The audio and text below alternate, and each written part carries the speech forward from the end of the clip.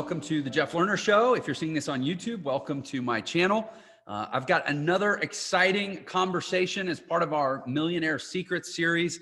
Today, we're talking to somebody that I've really gotten to know over the last several months, but he's a hugely important person in my life because he does for me what we're going to talk about, which is helping businesses get customers. And when you're the guy that knows how to get customers, you're every business's best friend. So without making it awkward, I'll say straight up, this guy is one of my new best friends. And I'm excited to have him on here. Rohan Sheth, how are you, my man? Doing well, Jeff. Thanks for having me. Yeah, I love that intro. Oh, yeah. Well, it's the truth, right? You're probably a very popular person these days. It's been an interesting few months, to say the least, when it's from a popularity standpoint, if you want to call it that. So yeah, I guess to kind of set the stage here, anybody that watches my channel or listens to my show knows, like I have a real passion for taking guys like you and me, I guess, and really all of my guests. All of my guests are people who've been really, really successful in business, really what I call new economy business, right? Yeah. So whether it's the internet or usually sometimes a hybrid, like I had a guy on that did Airbnb, which is like real estate, but leverages the internet, but it's all new economy business stuff, right? Yeah. And there's kind of this world of us who've cracked the code and figured it out. And we're able to not only be successful in business, but also not be tied down in the way that business success has traditionally kind of, tied people down. And so I like to take people like us and really just like beat all the pride and ego out of us. Not that I think that you have that issue, but like just strip us back down to like our bare naked selves. Yep. The internet. Yeah. The internet kind of tends to put us on a pedestal, right? Because it's like guru culture, right? Yeah. And I'm like, no, we're just normal everyday people who focused our energy on the right things. Yep. And gave it enough time. Yep. And in the world we live in, I think there's a massive opportunity for just about anybody to do that. And I think the best service we can provide here is to make people realize that there's actually really no difference. Absolutely. The only difference is what we choose to focus our time on. So with your permission, I want to drag you down and strip you naked and show you for the everyday ordinary human being that you are to my audience. Sound good? Let's do it. I'm game. Let's do it. Cool. So Rohan is one of the people, his company, he has a company called GrowRev, and we'll talk about GrowRev. But basically these guys are experts at getting businesses customers. They run ads on the different internet platforms like Facebook and YouTube. And he's a service provider for us. Rohan runs traffic for my online education business and helps us get lots of customers. But there's a lot more to it than that. I think that would totally oversimplify Rohan and who he is. So before we get into any of that stuff, I would like if you would share, and you kind of shared some of this with me, and it was like way more intense and Hollywood movie-esque than I was ever expecting when we were hanging out. Just how the heck did you get into this stuff, man? What's your backstory? What brought you to the place where you did these things when so many other people do the more mainstream, normal, so society approved things? Like, how'd you get the cliche stuff? Yeah, man, I love this. So let's jump into it. I'll give you the full 90 seconds of the Cole's notes, and then you can pick and choose which one we want to go down. So I grew up till, the way I've broken down, I'm 30 years old right now. So I look at my life in 3 decades, and it's literally how 3 parts of my life have gone. From 0 till about 10, 11, I lived in India. I was born and raised in Bombay, moved to Canada. That first part of my life, grew up extremely wealthy, traveling first class, family owned an airline company at one point, had one of the top 3 grossing travel agencies my dad and my uncle built. My parents left all of that for a better life for my brother, and I came to Canada. Now that's the second part of my life. And that was from 11 till about, end of elementary school into high school into college. And from there, it was a whole new reset. So it's like you were the high, we talk about the pedestal, now we're in the pit. And when we were in the pit, it was just like literally moved to Canada. And for me, as an 11-year-old kid that came from quote unquote a third world country, but still lived a first world life, coming to Canada to look better than anything else. Little did I know the part of town that we lived in today is pretty much considered the fucking ghetto. I hope they can swear on this podcast. We're good. And it's the ghetto. And, you know, growing up there it was a reality check because I went 11, 12 years, hadn't seen my mom work a day in her life. And today watching her work and then from that point on having to work, my dad having to go back to work and, you know, kind of literally reset my entire reality, having to take care of my brother and stuff like that. And then fast forward into high school is when I kind of, you know, had that entrepreneurial itch. I kind of always had it in the back of my mind, but the way I look at it is what every part of our life, we're trying to fill a void from something that we've had previously. And the void that I think I had when I was trying to fill previously was the lifestyle and the comfort and everything else that I had, but it came at the rate of, you know, the amount of people and the masses that my family had affected. So that's kind of where the entrepreneurial itch started. So that's when I started about 15 was when I had my first entrepreneurial gig. Fast forward into that, I did the whole cliche, go to college, get good grades, all that stuff. I wanted to still be a commercial airline pilot. 3/4 of the way, got offered a job, said, once you finish this, you know, come work up north in Canada and you be flying. And I just literally asked them, how much am I going to get paid? And it was like minimum wage at the time. And at that point in time, I was already running a McDonald's full time as a restaurant manager. And I was making more at McDonald's than I was going to get paid to finish after spending hundreds of thousands of dollars to get my commercial license. And I was like, I'm out of this. And that's when I dropped out of that. So that starts the third phase of my life where I started to look at, okay, what are my next options? Because I knew I didn't want to be at McDonald's because I could have gone the corporate route and done very well there because they already offered corporate for me the 2 years ahead. But I knew that was not what I wanted at the age of 19, 20. I got into door-to-door sales, built and learned the very, very hard way. Talk about creating customers. You're forced to create customers every single day doing door-to-door sales. Did that for 2.5 years. Almost got fired in the first 6 weeks of working there. And then 6 weeks later, I was a #1 producer in the company and in the store. And then 6 months after that, I was a #1 producer for Canada for the company. So it went from fired, number one. Fast forward to that, got really, really good at that and got bored. And living in Canada, I'm sure you living in Utah, you understand weather is not the best friend through door-to-door periods. And I got bored of that. And I wanted to kind of take my skills and upgrade them to the next level. So I started doing in-home sales. I was doing direct sales. And I was selling $6,500 to $13,000 educational packages to families in 90 minutes to 2 hours maximum. Like that was a time limit that we had to sell them. So we'd show up to their house and sell that. Came in and helped that company, probably just shy of 3x their company in the 1.5 years that I worked there, built a massive sales team underneath us with that company. And at that point, I just hit the epitome of high ticket sales. And I was like, I could go and do timeshares. I didn't really want to go down that route. And I was like, I could do corporate. Didn't really want to go down that route. What was next? I mastered the art of one-to-one selling. I was like, let's get into one-to-many. And the one-to-many selling is marketing. And that's kind of what's built my career since then is I started reading things like Jay Abraham, Dane Kennedy, all the good old direct response, Gary Halbert, all those books, and got into affiliate marketing and, you know, did a bit of affiliate marketing for the first 1.5 years or so, just to kind of understand it. Got really good at running traffic. Paid traffic was one of those things that I got really, really good at. And I think it's just because I understood human psychology from doing door-to-door sales and direct sales. And I put that behind the paid traffic side. And fast forward, ended up opening an agency, which I have today, which is GrowRev.com, which specializes in, you know, customer creation for medium to large enterprise companies. And now we're focusing heavily in the information space because of what's happening with right now, the uncertain times and the shifting economy, like the way I like to call it.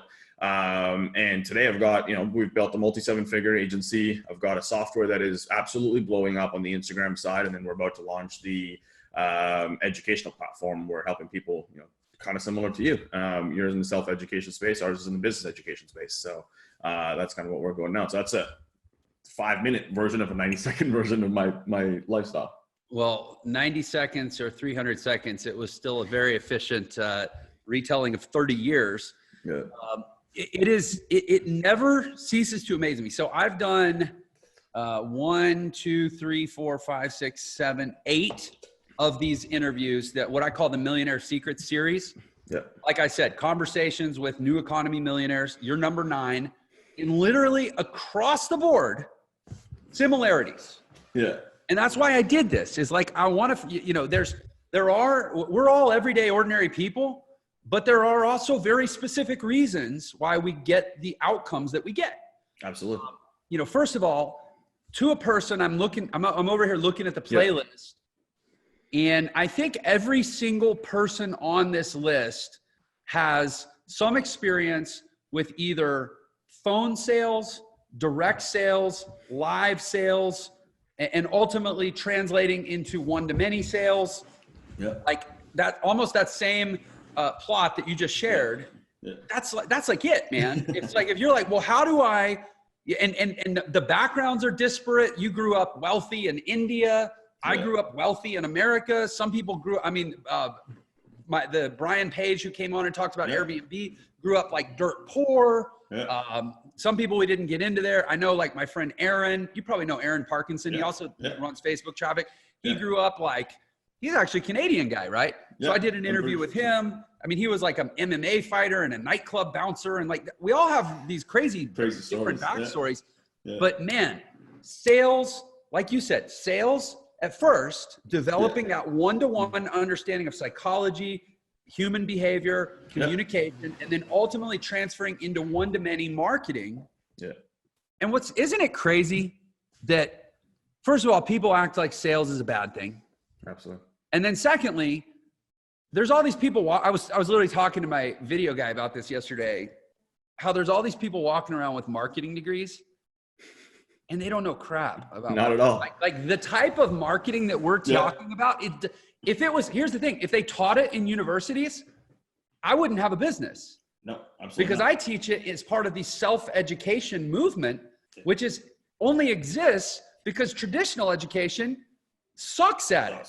And because frankly, I don't know any good marketer that would ever go teach a college class. No, and to nail this on its head is, one of the guys that you're working with inside of our company, Rob, he went to school. So we brought him on green as can be when we started to train him. Matt trained him as a media buyer. And because he had left the military, the US military, they're like, you got to go to school and get a degree for some whatever. I don't understand the reasoning behind it. So he chose to go into marketing. And he was like, okay, I'll learn marketing in school while I'm learning marketing every single day.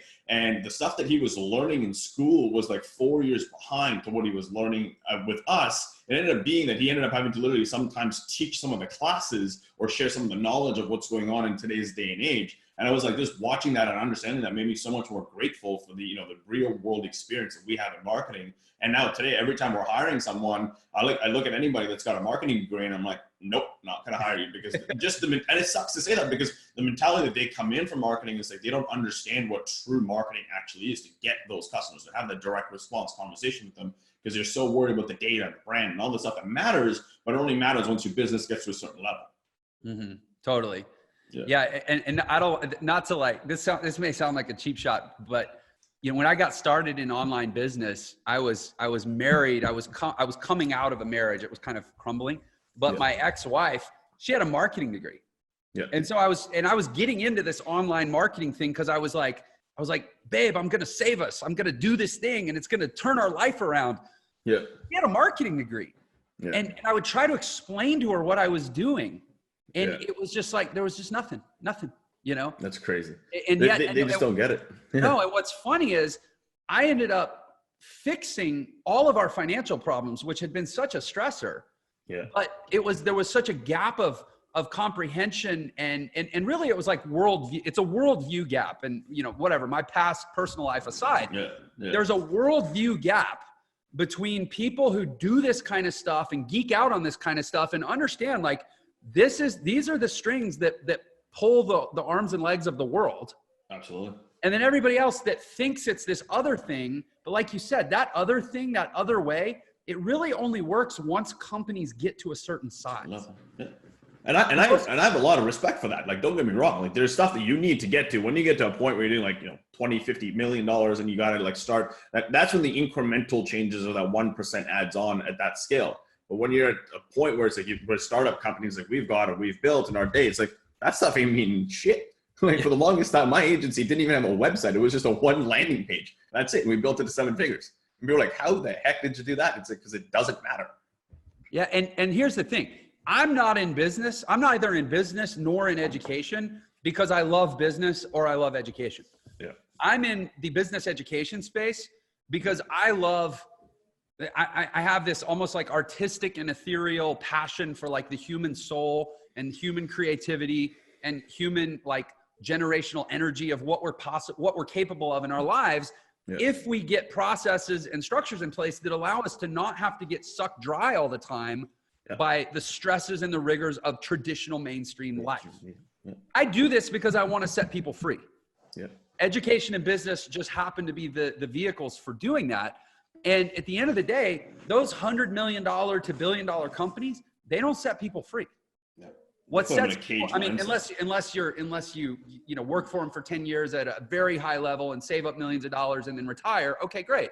But for the average person, learning to start a business, learning to sell a thing to a person via a process that has some amount of leverage built into it, that is the formula for creating a better life. 100%.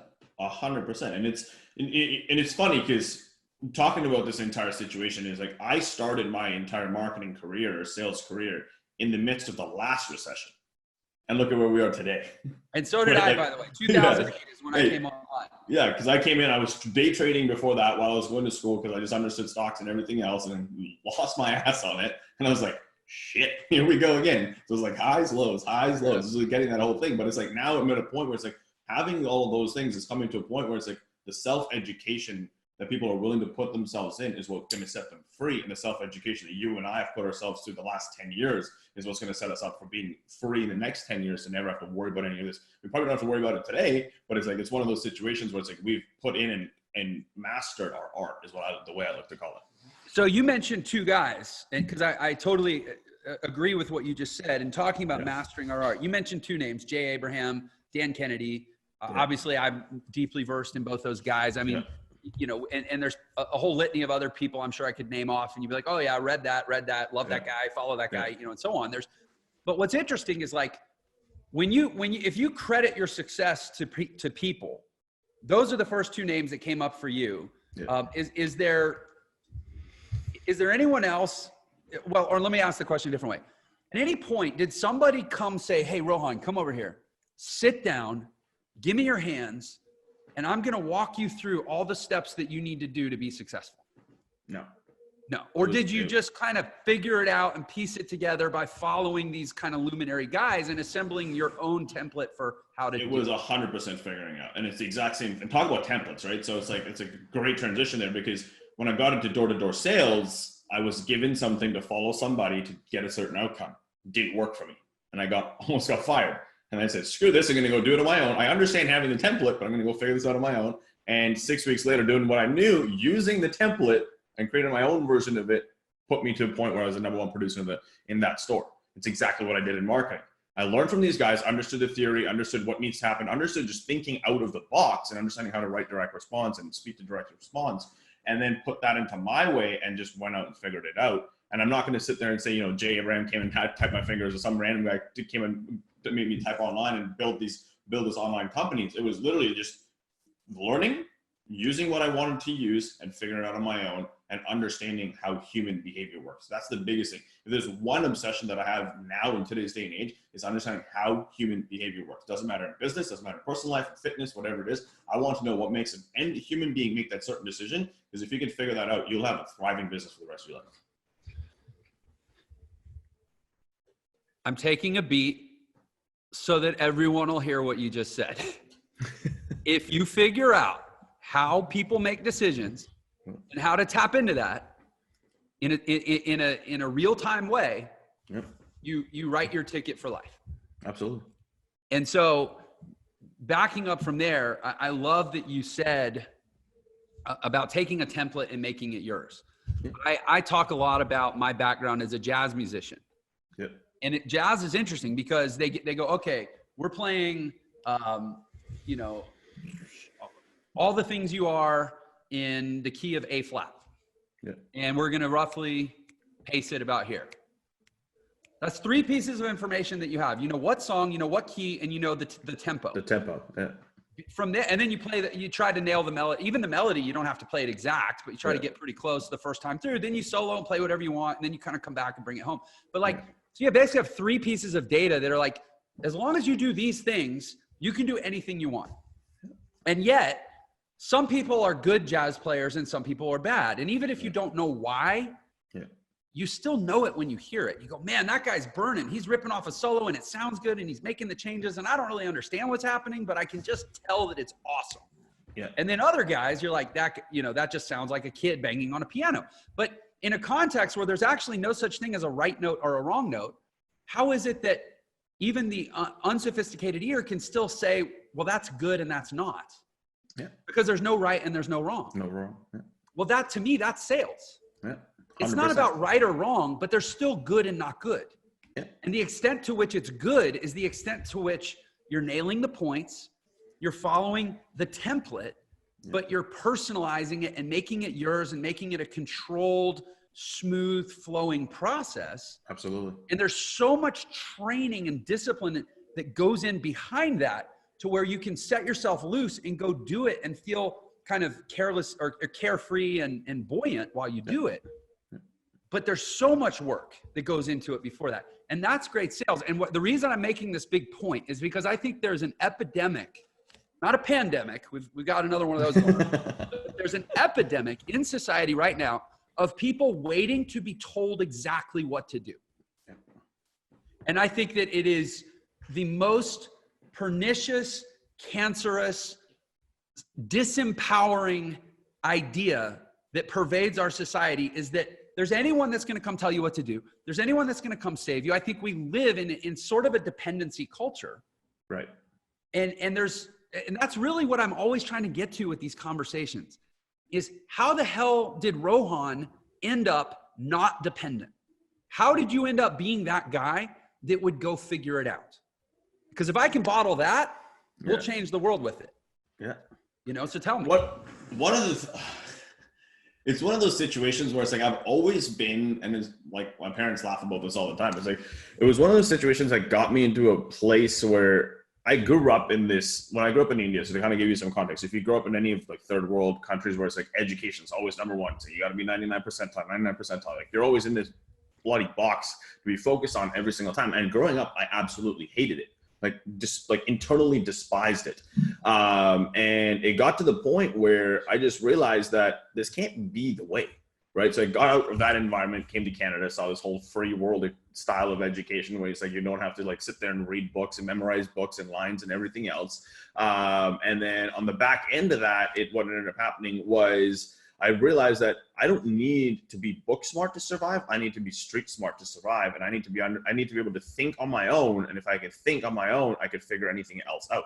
Once I put those two together, I realized having the base knowledge is great. And like, it's one thing that I even have, me and my wife talk about it all the time now that we've got our own little baby girl, is like, you want them to have a good understanding of foundation, but then you also want to be able to have them be able to teach and think themselves. And that's kind of what it got me to. And going through those two like polar opposites and talking about marketing and polarizing, I literally went through two polar sides. I went through like a box mentality and I went through a free thinking mentality of street smarts. And then I just realized putting two and two together that, okay, doesn't matter what I know, as long as I know I can figure it out and understanding a base context to it, the rest of it will I'll make it work.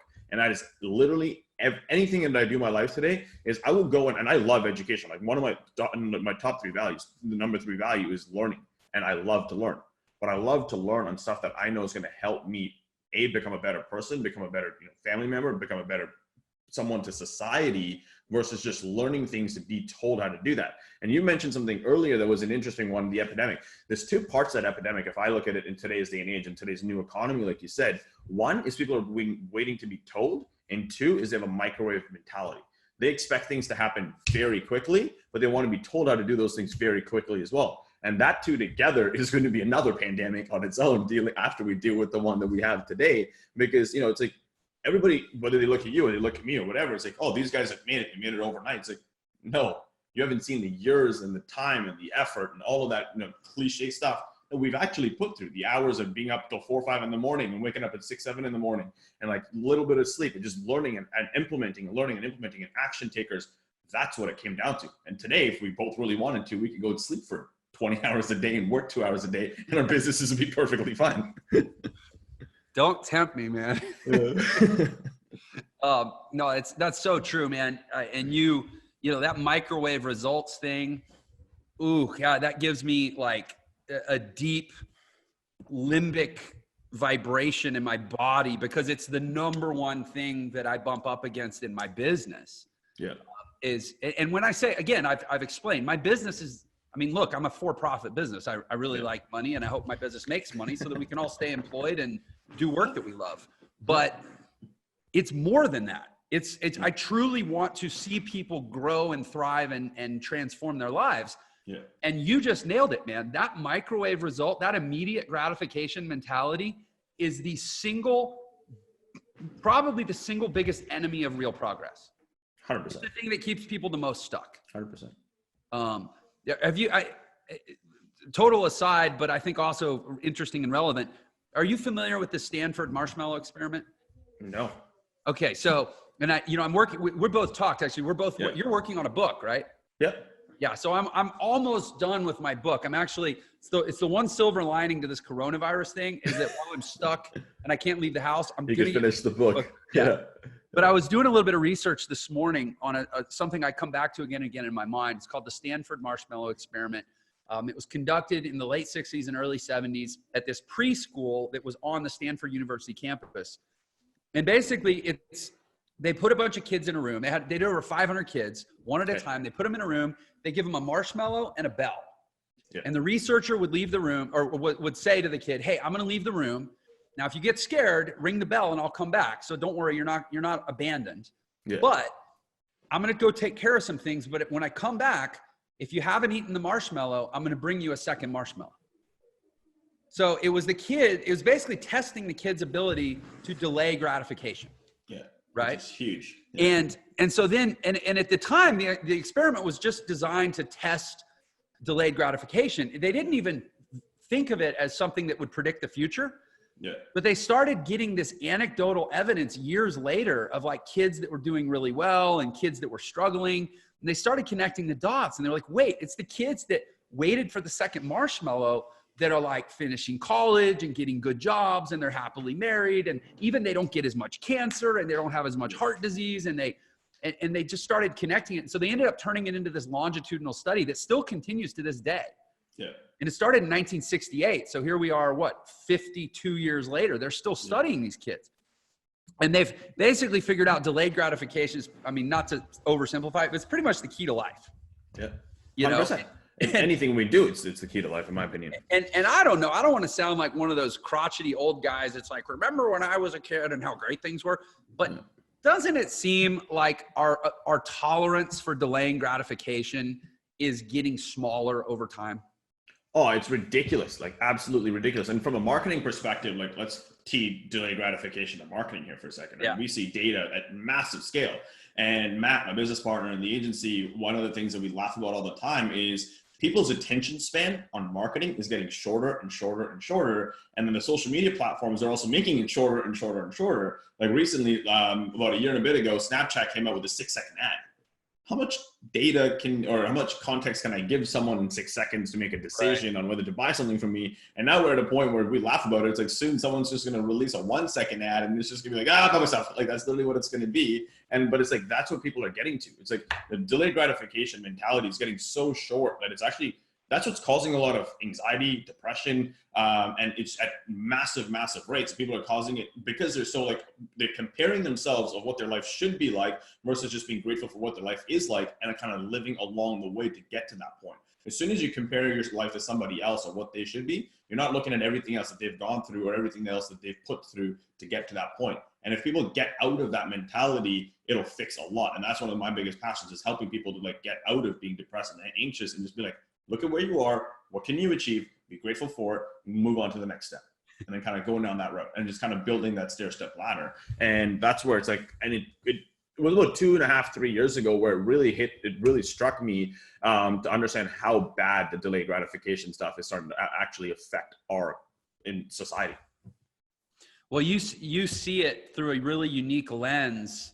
And I'm super grateful. Like I said, you're a good guy to have on the team, right? Because I have a message that I want to get to people. And frankly, I love my YouTube channel and my podcast because this is one of the few formats where you can still actually talk to people. You can still have a meaningful, extended conversation with people. Yeah. But it's almost like a permission-based thing. Like people have put these formats into certain spots in their life where they need to fill space. So maybe it's their commute to work. I know people that listen to podcasts when they're at the gym, they've got a 30-minute chunk and they've got to fill it with space. And they allow that in their life but then the rest of life is so chop, chop, chop, chop, chop, chop. I mean, even the fastest growing platform in the world now is TikTok. TikTok, yeah. TikTok only has 2 content formats, a 15-second and a 60-second, right? Yeah. And I haven't even experimented with their ads yet, but I can only imagine what that's going to look like. Yeah. But you have such a cool lens to see the world through.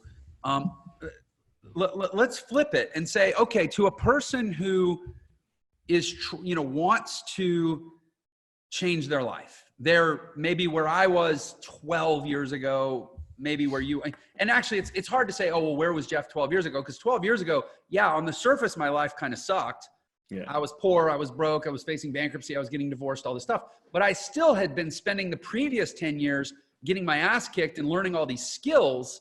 Yep. That even though I didn't look wealthy, in a way I was already, because I had filled up with all these skills, right. Marketing, copywriting, proficiency with computers, self-confidence, the ability to improvise, the ability to metaphorically live on a high wire, because that's what a jazz solo is. And I've been a musician for the last 10 years.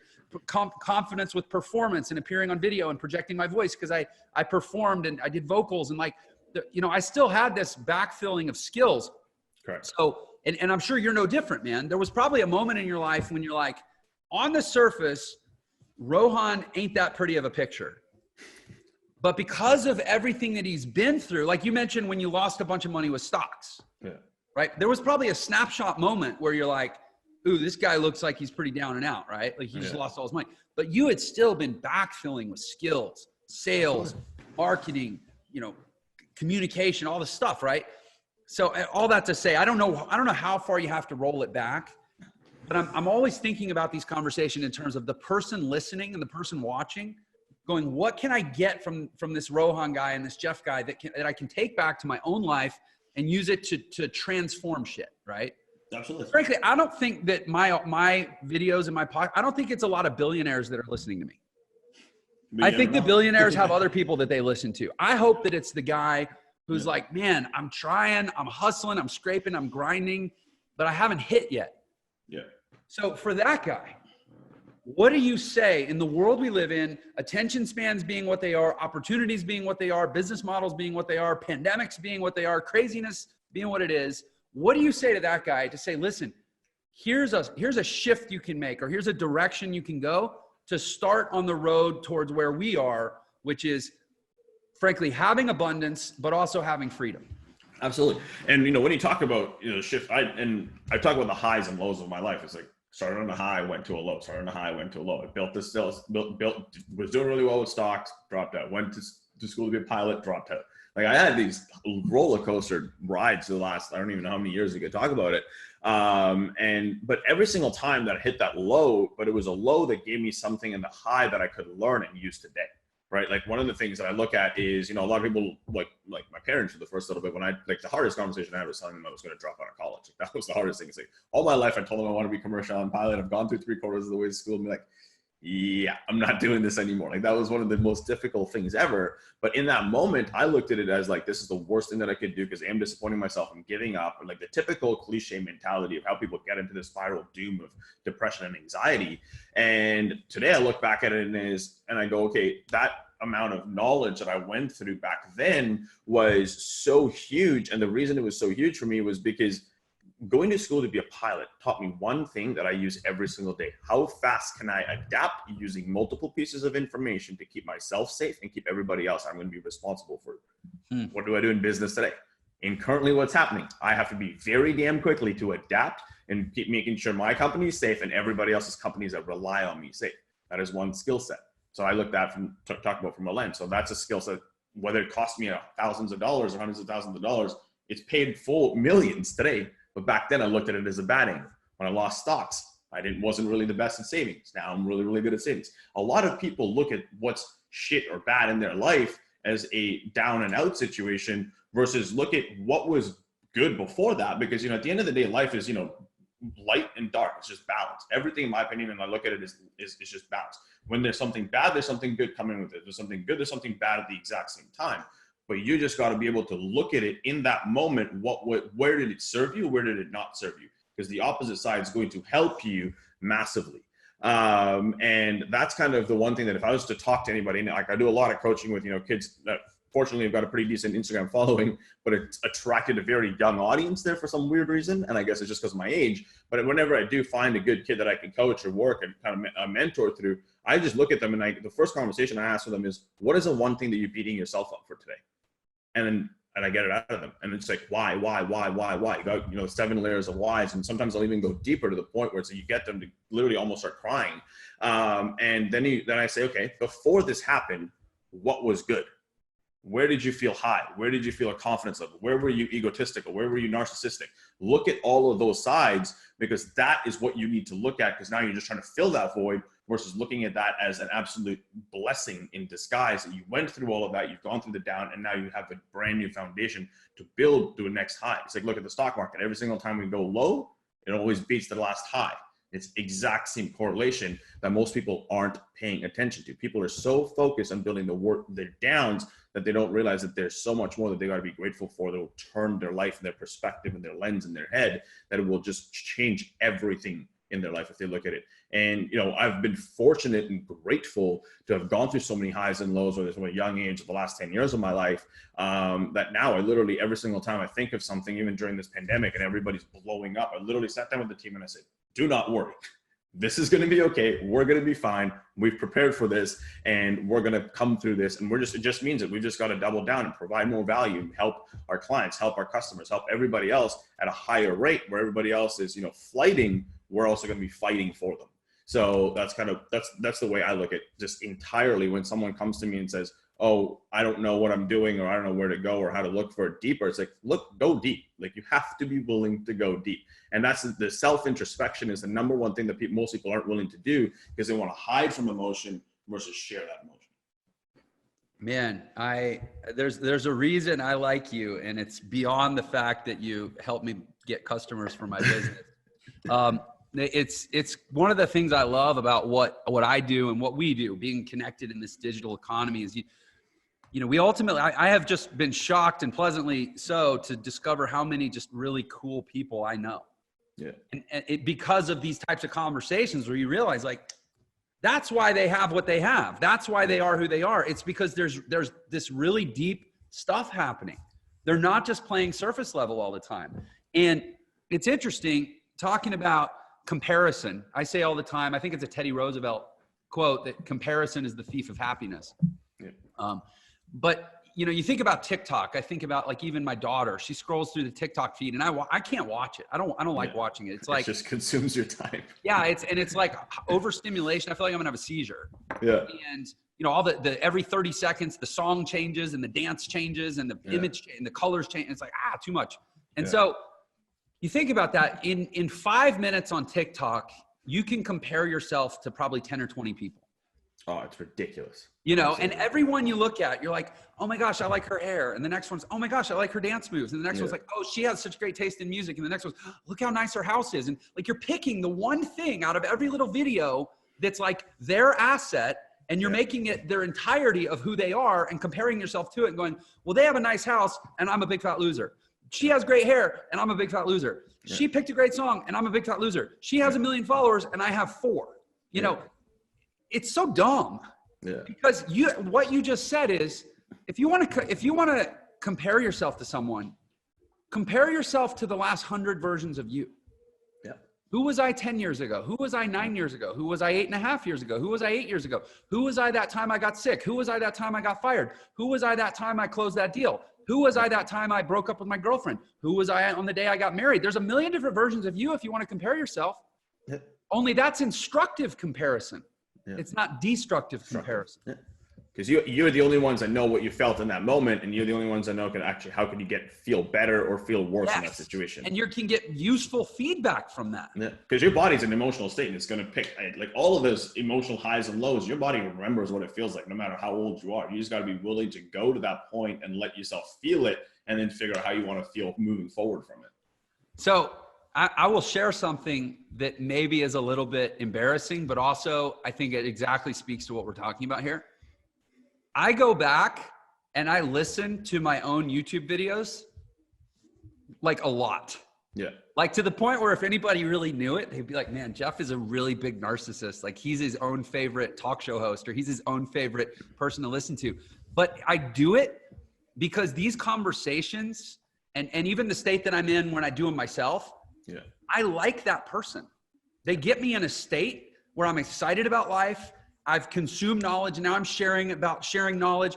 I'm in an altruistic, giving state where I'm genuinely trying to serve and provide value. And I like that guy. He's actually a better guy than the guy who's not doing that. Yep. And so I like going back and listening to that guy because it informs me. It reminds me like, hey, that's you too. Yep. You did that and you liked the way you felt. Maybe you can feel that way now. Yep. You know, I think there's this, like you said, there's nothing wrong with it. But there's nothing wrong with it. Externalization, where we think that everything we need is going to come to us from the world around us, when really most of what we're getting is shame. Yeah. And one thing I want to talk about is, like, you know, when being narcissistic, there's nothing wrong with it. Absolutely nothing wrong. We live in both of our businesses is building a big, like you said, a for-profit business. That's a narcissistic mentality. Right. But on the opposite end, if you look at what's the opposite end of us being wanting to build that, is we share a massive amount of value to get paid for that. So that's the altruistic side that balances the narcissistic side. So it's like, if we are being altruistic and narcissistic at the exact same time, one is we choose the decision on what we want as our end outcome. Our end outcome is going to come from a massive altruistic value-driven proposition, and in fair exchange, we're getting paid for it.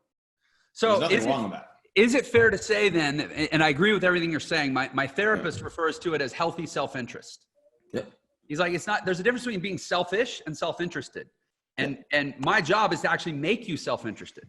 Absolutely. By the way, you already are, or else you wouldn't be coming to me for help because you want a better life. You know, he says that. But so my question to you is there a formula there? I feel like there is a formula there. And I'm asking if you agree with me that, like, there is no restriction. There is no barrier to entry on providing value. None. There is no one on earth who can't do something right now to go provide value to someone else. No, none. Because every single person, no matter where they are in their life, has done something. They just haven't been willing to look inside of them, that where they can find the value that they bring.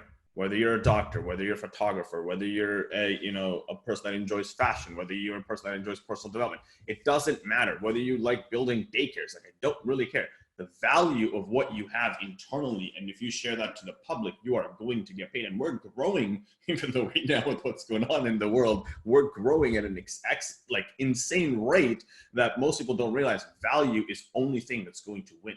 Are you willing to share what you know? Or are you beating yourself up because you're comparing yourself to the influencer or the celebrity in your industry because you think they know more than you? But you know more than someone that's willing to even give you $5 for that piece of information. Man, that's so true. It's almost like step one, provide value. And that's non-negotiable. You don't even get to ask about step two until you are really good at step one. And then step two is amplify it. Want to get paid, in front of people. Want to make money, want to have a great life. Step one, provide value. Step two, amplify it. You're done, right? And you think about what you do. You provide value because you know how to go set up an ad and generate a customer at a certain cost and put all the mechanics and psychological pieces in place to make that happen. And then the amplification is going, hey, I got this skill. Who wants this? And then over time, it just grows, right? To the point where now GrowRev is an ironic name because it's supposedly what you do for us, your customers, but in fact is what we do for you too. Absolutely. Because we're all trying to get more and more of you and pay you more and more because you make a percentage of all the money that we ask you to spend on our behalf, right? Absolutely. Absolutely. So if I double my ad spend, I also double my fee to you, and I'm excited to do that. But you're not going to double your ad spend unless you're making more money. Exactly. And that's my point. You provide value. And because you do that well, you went out initially and amplified it, and eventually it kind of takes on a life of its own. I look at what I do. I mean, God willing, and I'm humble for this. I appreciate this. There's people that have told me, Jeff, we love your stuff. You provide great value. Like, you put yourself out there and you talk about transparency and vulnerability and like the things you were saying, most people are too scared to do. I think a lot of people don't realize that is half the value, more than half. Yeah, 100%. It's not about the information. Coming out and coldly and sterilely sharing what you know can only have so much impact. Whenever you're sharing what you know, what you're also sharing is your passion, and you're demonstrating the fact that you as a vulnerable scared, childlike human being, like we all are, can share what you know and do so in a value-driven way, because what you're actually doing in that sense is empowering somebody else who's got their own fears and their own insecurities that they're dealing with. And half the comments I get, the reason I'm saying this, half the comments I get on my videos and my podcast now that I've got going have nothing to do with anything that I'm saying, but more to do with the fact that I'm saying it. 100%. And one of the reasons why people probably like you, and it's probably the same reason to why we've got such a, like, you look at the industry, it's like we've got such a strong, you or me or whoever it is, such a strong affinity inside of the industries, because people don't care about, they care about the result, but they care about the true human being you are and what you've gone through. Like, you know, I've got some really good friends that have gone through some insane stuff like yourself. And I've made them a lot of friggin' money on the agency side, but I've got a closer relationship with them on a personal level because of the affinity that we've built there. And the more you share the stuff, is like, you know, let's take this back to what we were talking about earlier. It's like people are comparing themselves to an outer reality that they want to be something. Whereas share what you're going through, because I can almost guarantee what you're going through, you're going to attract an audience of someone that's going through something very, very similar and want to just understand how you got through that. Because what you've learned to what they're going through, you may be 1 to 2 steps ahead of them, but even just that 1 to 2 steps ahead of them, you made somebody else's life so much easier. You are now going to build a relationship with them automatically in this digital value-driven economy. Black and white. I've proven this over and over again, and I will stand by until the day I die. Yeah, it's so true. And you know, when we talk about that step 2 of amplification, I think that just has to be, you know, talked about, is that, like, the tools exist right now. Yeah. The internet is what it is. Like, there's no reason somebody can't amplify. It used to be that you couldn't amplify because there was a barrier to entry. You couldn't afford to run a TV commercial, or you didn't have the setup to produce your own home, you know, public access TV program, or like, it was just too hard, right? You couldn't pay for billboards. Now it's flipped. We used to have the excuse of, I can't afford it. Yeah. Now it's just, I won't do it. Absolutely. And how much, isn't it interesting? So let me ask you a different question. Is there really still room for this formula to work? Because if everybody can do it, doesn't that mean that it's already saturated and there's no room for this formula to work anymore? I love that term, saturation, because at the end of the day, it's only saturated in your head, right? It comes down to how good are you at sharing value. You may not be as good as, you know, the person that's got 1 million followers, but you don't need to be that person. A lot of the times, people that have 1 million followers aren't even providing the scale of value that someone that's got 100 followers can provide. Because the person that's got 100 followers today is going to have more real life experience and the issues that they can attract to than the person that 1 million followers can. So that is so true. And I think a lot of people, when it comes to the idea of building a new economy business, they get so caught. It's the comparison trap all over again. They're like, but I don't have 100,000 followers. So how can I do? You can make so much money building a business with 500 people on your list. 100%. 200 people on your list. Like, it is, we live in a world that has such a breadth of superficial connection that when people find true deep connection, they don't want to leave. Nope. They will do business with that person because they like the way it feels. Absolutely. And how many customers do you really need? You don't need 700,000 customers in this world unless you're selling a $1 ebook. But if you're selling a $1 ebook, what's next? And what's next? Raise your price, come up with a back-end product, come up with a subscription program. Like, your problem isn't not having enough customers, it's not having enough products. Absolutely. And to speak to that exact thing that you just said of, you know, where it's like, you don't need, you have 500 people on your list and you can make a lot of money. I have a friend of mine in Australia that built a 7-figure company from scratch. He did this as a test experiment. 0 paid traffic, he had about a couple thousand followers on Instagram. But what he did before he launched the company was he went for 18 months, every single day, sharing value. Stories came out, sharing value, just on Instagram. Okay, that's all he did. He never asked for a dime. He had already built another business, but it was in a very different space. But this is because he was going into the educational space that he wanted to kind of just build. He went 18 months sharing so much value that when he launched the new company now as a test experiment, never put a single dollar in ad spend. It was a membership site that he charged $9 Australian for. In 6 months, he had over 700 people paying him $90 a month. You go and do the math on the front end of what that comes out to be and tell me that you can't build a business. 700 people. That's not a lot of people. We're looking at, a lot of people are comparative. They want thousands. They want this massive business and blah, blah, blah, blah, blah. But to build a stable new economy business, you don't need that. In his first month, he had over 230 people instantly purchase the offer. And it just instantly doubled his revenue that he's already doing, his personal revenue that he's already doing. And now he's finally built the company to a point where he's like, okay, now we're consulting with him on paid ads and being able to scale that and amplify that. But it all came down from value first. He did the entire thing as an experiment to prove that A, you don't need to have thousands and millions of followers, and B, you don't need to be having a big business to live a good lifestyle. And the guy lives in a sick penthouse, drives a Lamborghini Huracan, just bought a Tesla Model X P100D, all from that brand new business. That's amazing, man. And it's amazing, but at the same time, I'm just like, oh yeah, sounds about right. These things don't surprise me anymore. But I realize that we live in, for most people, for the mainstream world, and this is literally the point of my entire YouTube channel, is to bring people onto our island. Because to the mainstream world, we live on this crazy little island where the real world rules don't apply. And what we're trying to do is yell across the pond, I promise it's the same over here. And it's the same where you are. You have the same gravity. You have the same opportunity. You have the same tools. You have the same, skill sets, or you could have them. Yep. You just got to have different priorities. Absolutely. Absolutely. And it is, man. The number one priority is providing value. Value. Yeah. And just before we got onto this podcast, as we're going this podcast, I mentioned to you, I'm looking at considering starting a whole new YouTube channel just to compare, just as a test experiment. Get rid of my current one. It's not the biggest following, but I've got a decent following on Instagram. 0 followers, and just sharing new economy style ideas for business and for growth, and seeing how fast I can grow that one. And the reason I want to do it is because everyone is freaking out right now, whereas on the other end, I'm as calm as can be.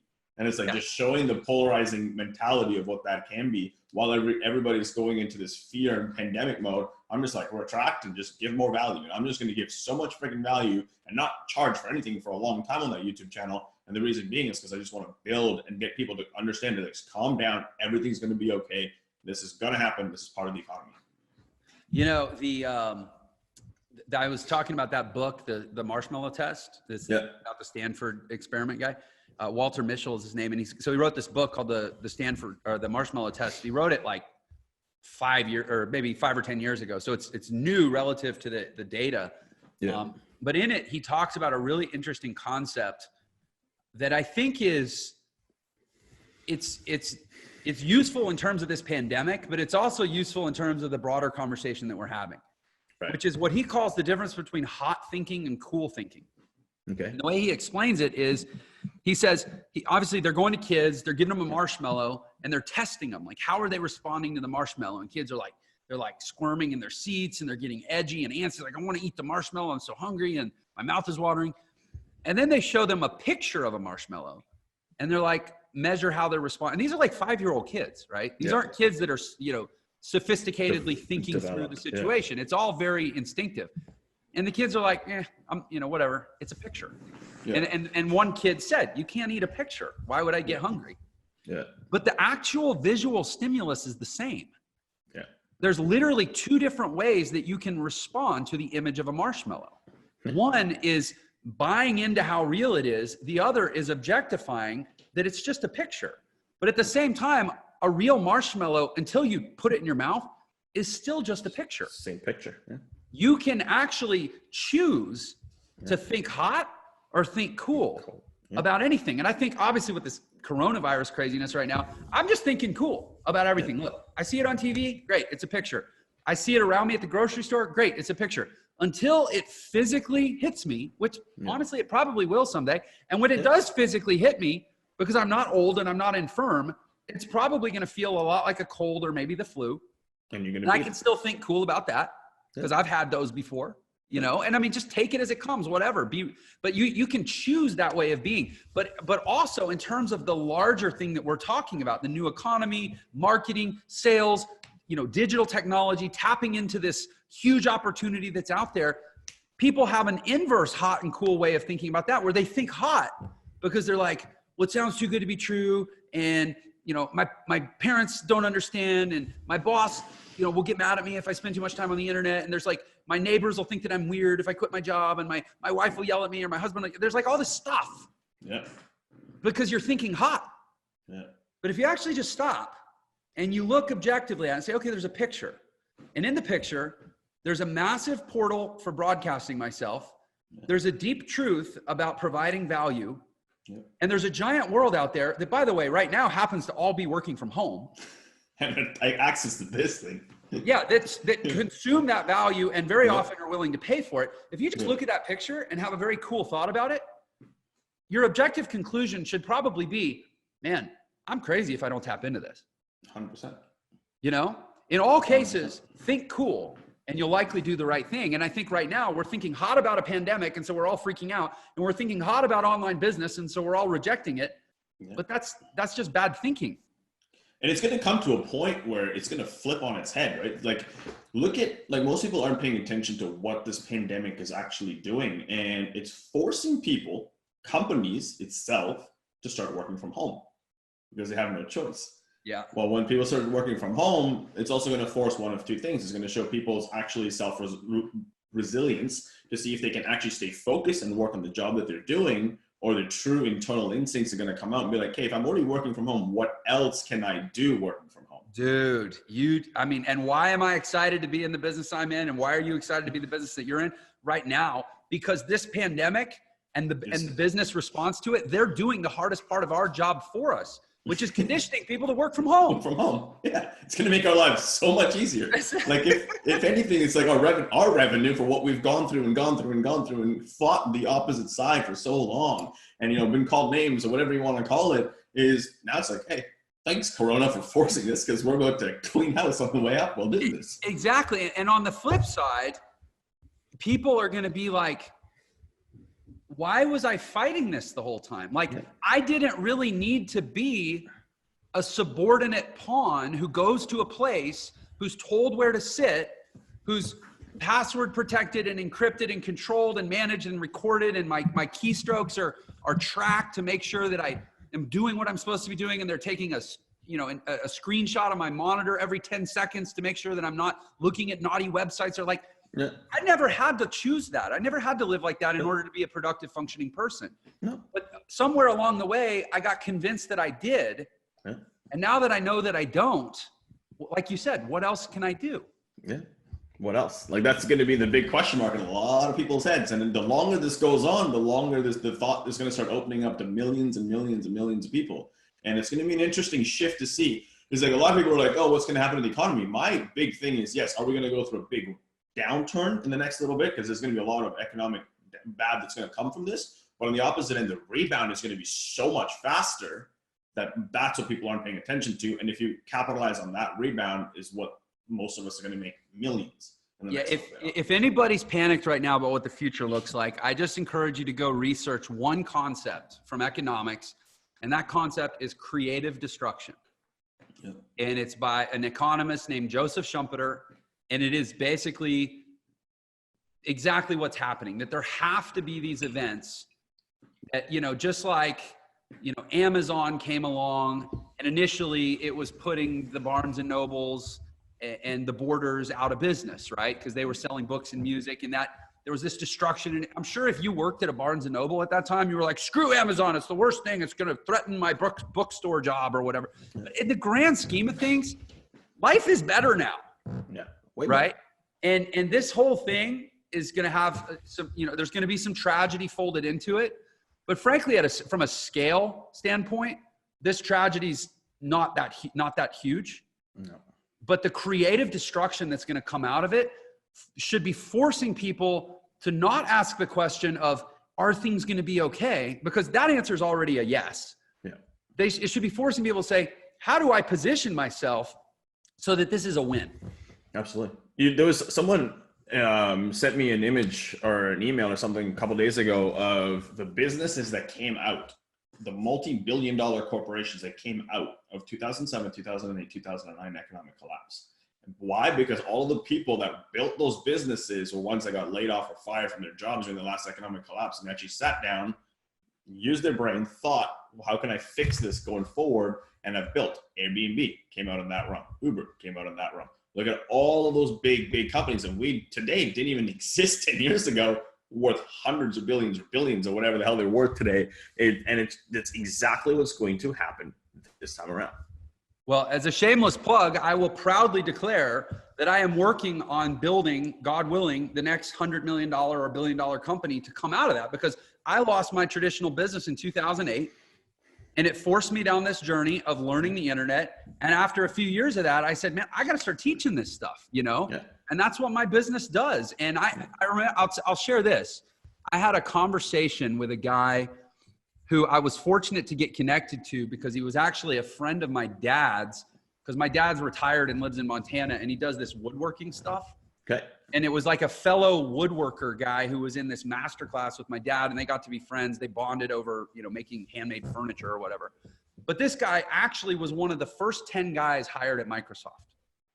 Super successful executive, you know, has Bill Gates on speed dial type of guy, right? Yeah. But he became friends with my dad through this woodworking thing. And so my dad was like, well, you know, Jeff, you're kind of trying to find your way and figure out what you're doing. Maybe you should talk to my friend. Yeah. So I get to get on the phone back when this was like maybe 5 years ago, and I'm trying to figure out what do I want to do with my life? I've got my agency, but I'm not totally in love with it.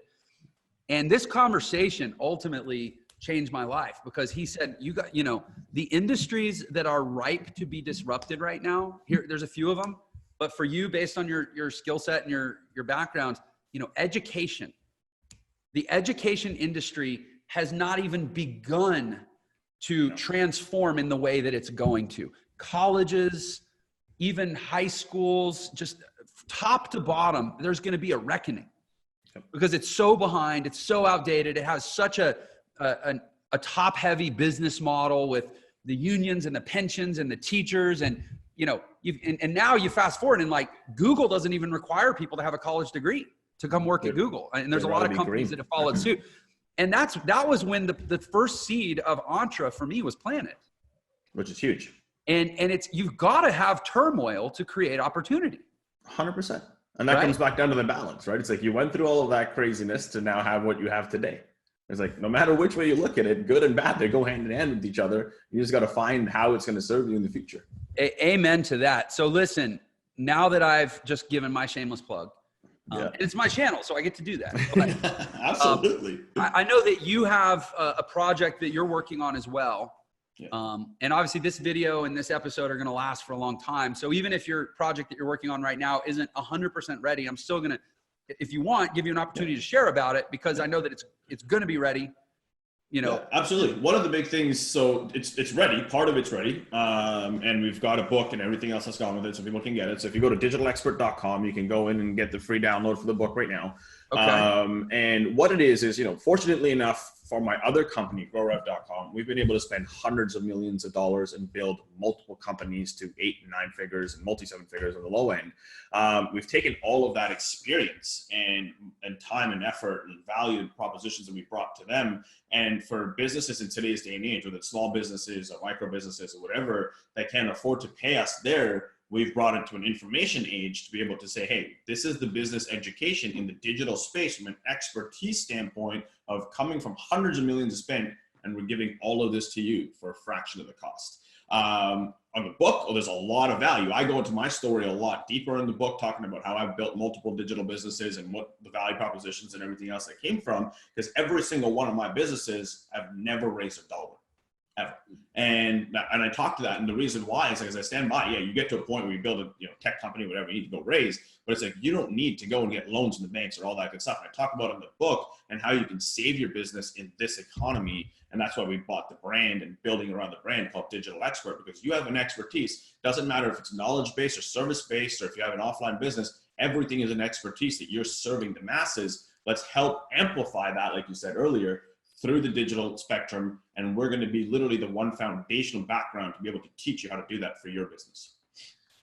So first of all, that sounds super cool. And I'm excited to see that take off. And here, here's what's going through in the back of my mind. There's like, And it's funny, you've talked about dark and light, and I'm about to talk about angels and devils. I always put a picture back there sometimes, and I have this pretty cool painting. I was looking at it earlier. Yeah. It's like 2 Pez dispensers turned into like an angel and devil. Anyway, a friend of mine, Ty Taioli, you guys can check him out. He's an artist in Utah that painted that for us. But apropos of nothing. Anyway, my point is, I have this little angel and devil right now. And the devil's like, well, it sounds like Rohan's going to compete with you. Yeah. It sounds like Rohan's launching an education company. You shouldn't promote him on your channel. And then the angel is like, Jeff, what the hell don't listen to that guy. That's the stupid. That guy's an idiot. Yeah. Here's what I'm thinking. First of all, I think what you're doing sounds awesome. And I know the expertise that you have. And frankly, I pay 6 figures a year to access your expertise. Yeah. And I know that not everybody can do that. So I think it's amazing that you're sharing that with the world. And what I love is it's not like I win when you lose, or that you're going to win because I lose. We're in a non-zero sum relationship. 100%. We're all going to win because the traditional model is broken. Yep. And we're part of the wave of fixing it. So there's room for an Entre and a digitalexpert.com and 50 other companies like us. Because we're all coming together to validate the solution for a bigger problem. And that's such a big ocean, man. Yeah. I don't have to worry about competing with you. We're actually helping each other by validating the concept that there's something else that we're here to solve. Without a doubt. And the way I look at it is like, and this is where it's like a lot of people, even in our industry, have this small mentality, like, oh, everybody's competing against each other. And I sit back and I look at it and I go, do you think universities even give a shit? Yeah. Like you think about it from a massive educational standpoint. Like you got the Harvards and the Stanfords, and then you got like the local colleges and educations. Like none of them give a shit. Because at the end of the day, the end consumer is going to decide who they want to learn from and work from, right? So whether it's from the Entres or the digital experts or whoever else is out there learning, our story, going back to this podcast, our story is going to attract the audience that wants to work with us. This may be on your podcast and we'll have you on our podcast in the next couple of weeks. It's like, it doesn't matter where they're learning from. We're just using this at a bigger level, at a meta level to educate the universe and the masses, and then go buy from whoever. Because at the end of the day, we're all going to win. It doesn't friggin' matter. Yeah, and I think that's important for everyone to understand is that in terms of positioning yourself to benefit from the creative destruction that is happening now, and it was already happening, frankly, coronavirus is just an accelerant. Yep. It's not about me versus you.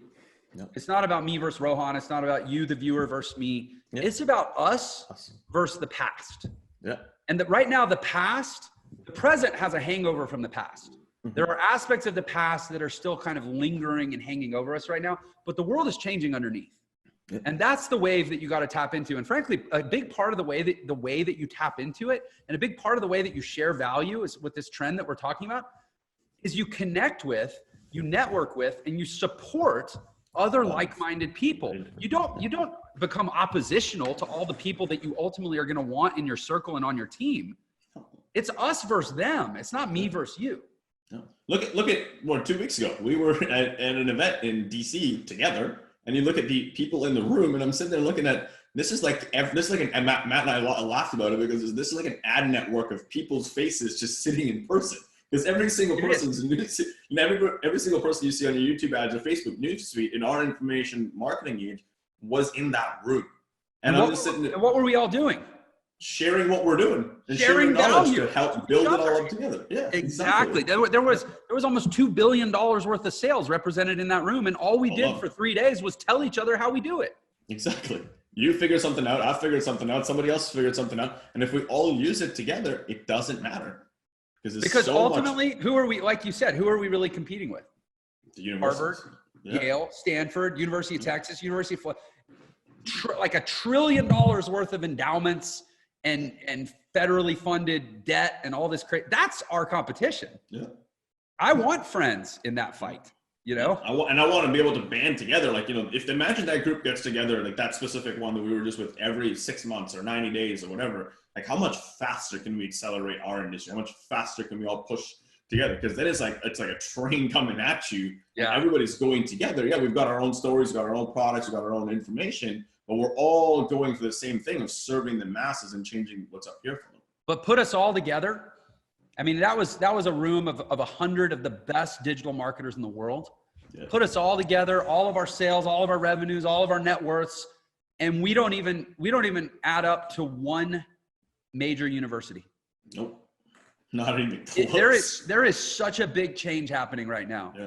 And we have not even started to scratch the surface. No, and I'm so excited. It is, man. It's crazy. And that's my call to everyone watching this is like, get on this train, man. Don't be kicking yourself 10 years from now because because you're sitting there going, God, I just can't wait until my company lets us all go back to the office because I'm so sick of working at home. I'm so sick of seeing my kids every day because they're home too from school. I just can't wait until life goes back to normal. Yep. There's a new normal. It's never going. First of all, it wasn't normal before, and it's never going back even if it was. No. And I'm interested to see what like the rate of people leaving their jobs once they are forced to go back to work. That's going to be an interesting one. Ooh, because they've exactly. That's what people aren't looking at, and that's from a marketing and direct response perspective. It's like let this thing ride out, let people go back to work. Then you've got about that 60-day window to just hit that mentality. It's like, hey, do you miss working from home? Because that is a huge gap. You just totally, and you'll be the one that runs the ad, but you just totally sparked for me some great ad video concepts. Like, hey, so you're working from home. Yeah. Let's talk about that. Isn't it nice? Are you hungry? You should go to the fridge. And you don't have to worry that your coworker took your food. You didn't even have to write your name on it. Just go grab it, nuke it, come back to your desk. I mean, like, there's so many angles you can play now to get people to go, I don't ever want to go back to the office. Yeah. And it just comes down to being creative. That's all it comes down to. I love it, dude. I love it. I want to go shoot those videos. Hey, so listen, I mean, and in all truth, this has been a really spirited conversation. I've loved it. We should probably wrap.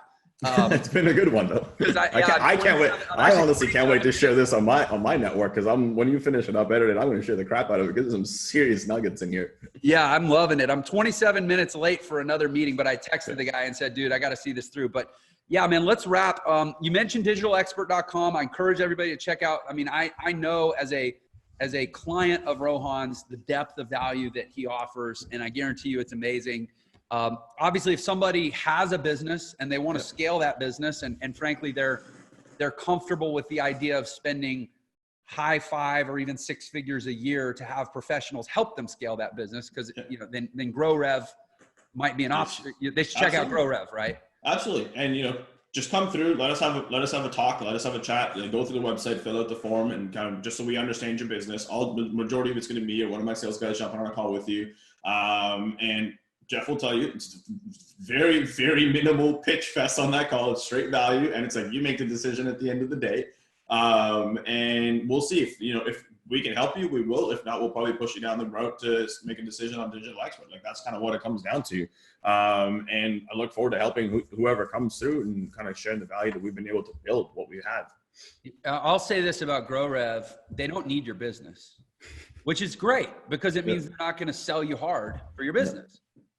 But if they can help your business, I happily spend 6 figures a year with GrowRev to make 7 or multiple 7 figures back. Like it's at least 1,000% ROI relationship. So people shouldn't be scared by that figure if they're in that position. And if not, they're going to shoot you straight and plug you in with the right solution for your business. They're not going to try to sell you something that you don't need and ultimately is going to hurt their reputation. So I think anybody would benefit from this relationship with Rohan and his organization, whether it's with GrowRev or Digital Experts. Man, I just thank you for your time. I thank you for getting me excited. I was already excited, but now I'm like super excited. And dude, I just love working with you. I love calling you a friend. Likewise, Jeff. Thanks for having me. I'm looking forward to seeing the value that this podcast brings to people, and looking forward to seeing what people say about it. Like that's what I want to see. It's like, I don't care what you think about it, but I want to see what you say about it more than anything, because that's going to open my creativity out. Comments below, please. Comments, questions. Rohan, I check all my comments and questions daily. I will even commit on your behalf that if somebody has a question for you, you'll happily answer it. Absolutely. Absolutely. And I'll make sure you know about it if it comes in. Guys, just please give us your feedback. I know I can speak for both of us and say we're here to serve. Yeah. Looking forward to you. All right, man. Take care. Catch you next time. Bye. Bye.